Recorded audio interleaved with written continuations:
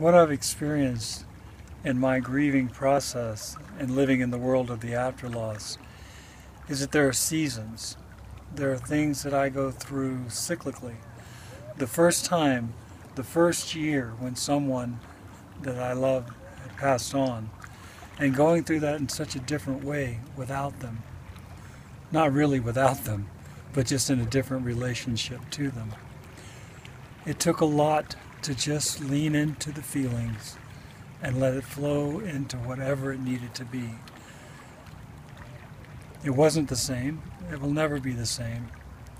But in that being able to accept the difference came a quality of relationship and a quality of life that I feel is priceless for me. But as the seasons go, as Christmases come, as New Year's come, as their birthdays and their anniversary of their deaths come, I tried to live in a way of not having any expectation, but just letting it be what it needed to be. In that leaning into it, I found the relief and the ability to expand. Grief can either contract or it can expand someone.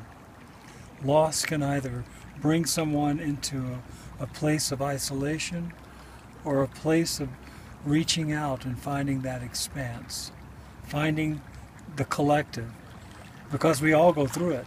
There's no one on this planet that has not experienced loss or will ultimately experience loss. Those are universal.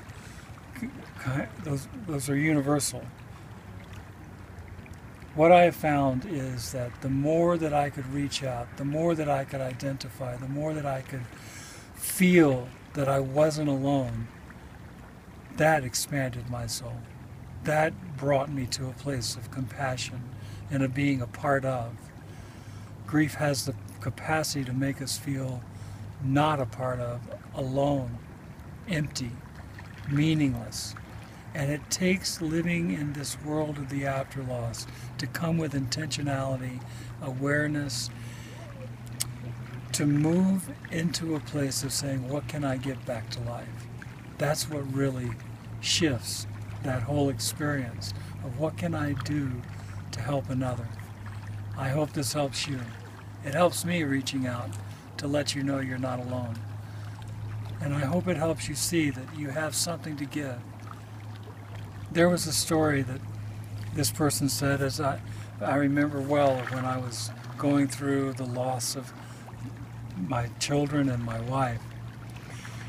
And I said to her, I said, after they died, I says, I've lost everything.